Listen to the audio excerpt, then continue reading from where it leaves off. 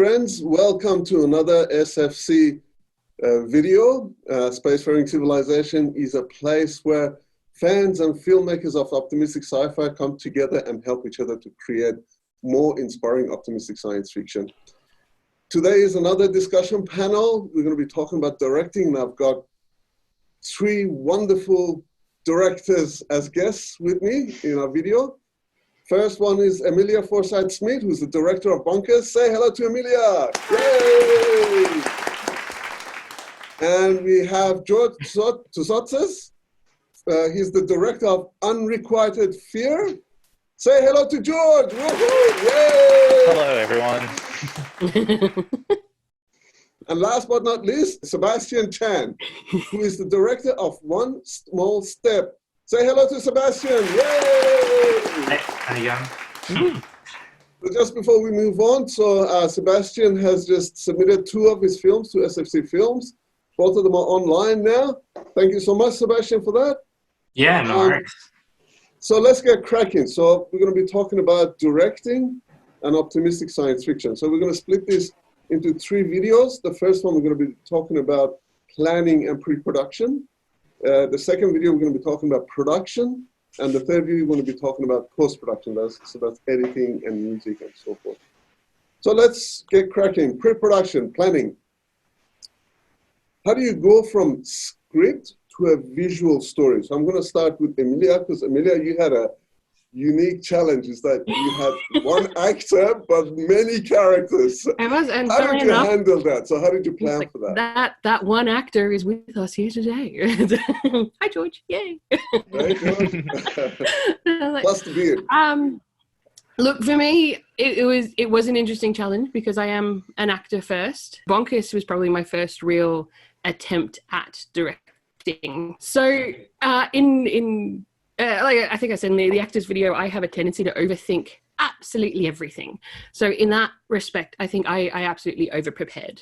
I had so many script breakdowns, finding what the key spine of the story was and trying to follow that, attempting to guide George in his development of his many characters as one person, to the point where once we finally got onto set, I threw that all out the window and trusted the people around me. How was that? So storyboard was a great tool for you to use. Tell us a little bit about that. Look, I had about 6 storyboards actually, and various sketches and vision boards and all the rest of it.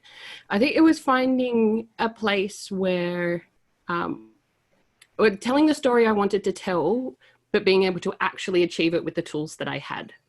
While the vision in my head was fantastic, you are limited by what you can actually get your hands on to create. And given that we had such a small cast, we had a small crew, we had no budget whatsoever. Oh, except for your pizza budget, Mr. Of course. That's important. Had a set budget as well. Yeah. The storyboards probably helped me refine that story a lot more. And actually thinking about what was actually achievable in that space while still trying to stretch it as far as I could. Being sci-fi, you kind of have to stretch yourself. Good,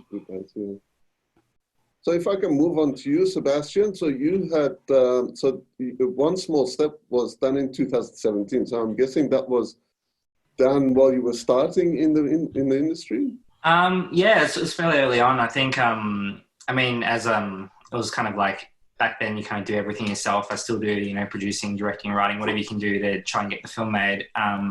And it'd been a while since I'd made a film, and I just wanted to go out and make one. And I had this overly ambitious idea of, having a sci-fi and, parallel universes and everything. So trying to bring that world to a reality and make it, believable on screen was a real challenge. And I kind of started in pre-production with, obviously a storyboard and a script. And but I guess looking around at what I had available to me, locations, props, actors, how I could include those in the world, in the story, and make it seem as, as tangible as possible. And I think you have to do that. You have to be resourceful as a filmmaker and as a director, and just look at, be resourceful and knowledgeable about what you have available to you in order to make it possible. So that's kind of, I took it from there, and one small step at a time, and it got made.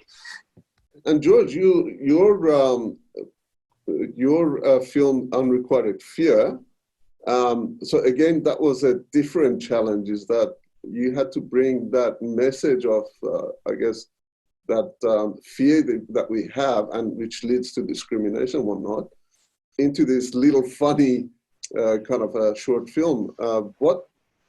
What did you do to prepare for that film? I suppose you can only prepare for so much. I mean, what I needed to specifically prepare for that was, I guess, a lot of watching other interesting little comedies, like The Castle was one that I was watching at the time.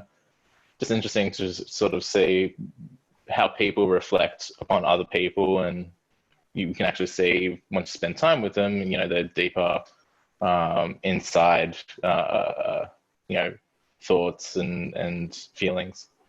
So general question to all of you, so jump in with your answers, or if something that sparks in your head, feel free to jump in. So you got the script, right? What is the first step that directors should take to progress that script? So get it into a format that, then you can create a shot list from that. What would you recommend? For me, it's just, I think being a writer as well, it's easy to kind of picture what you're writing at the time. I guess I've never really had many scripts where I've directed other people's scripts. So it's kind of like, it's always been my own kind of vision, I suppose. So it kind of translates fairly easily to the page in terms of the storyboard and what I want to try and get out of the script. But I'd be interested to hear if, from the other directors, if they've actually had other scripts to direct and how they interpret that. I mean, with Unrequited Fear, that was Masood's script. So it definitely was, I definitely like that challenge of trying to sort of, you see it one way, and the writer sees it one, producer sees it the other way. But I guess with Masood, he had a lot of confidence in me sort of taking it and expressing my vision rather than, forcing his own. Although again, he had his own ideas that I definitely tried to incorporate. But it definitely still felt my own, even though it was Masood's story.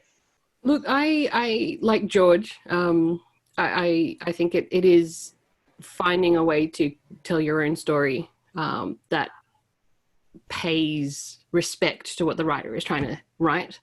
With Bonkers, I think I used a lot of my actor skills in reading through the script, breaking it down into, I don't know, it's what an actor would call a beat, and finding what was the moment in that beat that was the part of the story that I needed to tell. And I think that's what helped me break it down into a full script breakdown, and then led into the storyboards. So how much preparation did you do, or would you recommend people to do, especially considering that it's a short film, no budget, as you've mentioned, and you're trying to find a balance between your own vision and the writer's vision? How much preparation do you recommend that people do? I'd say over-prepare. It's like go large, do more than you think you need to do, and when you don't think you can do any more, do a little bit more.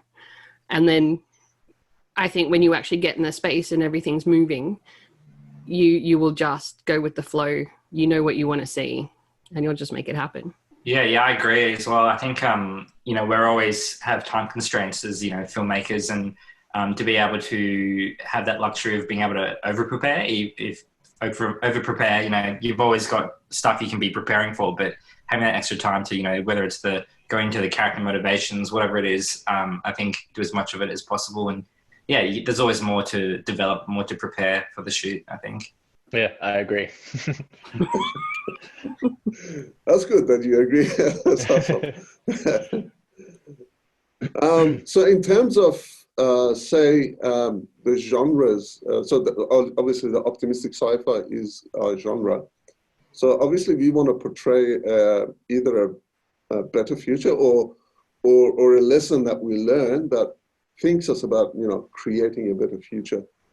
How do you, as a director, how do you incorporate that message into your story?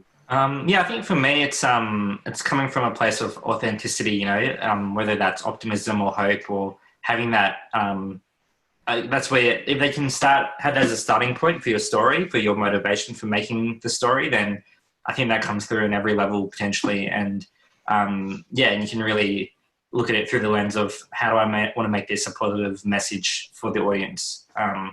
That's kind of how I go about it, I think. And I think a lot of the human race's best accomplishments come from conflict, whether it's an internal conflict or an external conflict. But making it something that is dire and that has to be overcome as a whole, as a unity. I just copy other people. So do you have any tips and recommendations for upcoming directors of optimistic science fiction? Have a chat to the actors as much as possible, you know. I mean, that's so crucial to the film, you know, the film success. If you can get them on board with your vision and you know, create that dialogue early, I think that's really beneficial for everyone. And then you can kind of, you know, it solves problems later in production, you know, when there's not much time to talk about anything. I think it's also a very good thing to do early on. Yeah. I definitely have to agree with that. So, yeah. And so rehearsals is very important. Yeah. Definitely.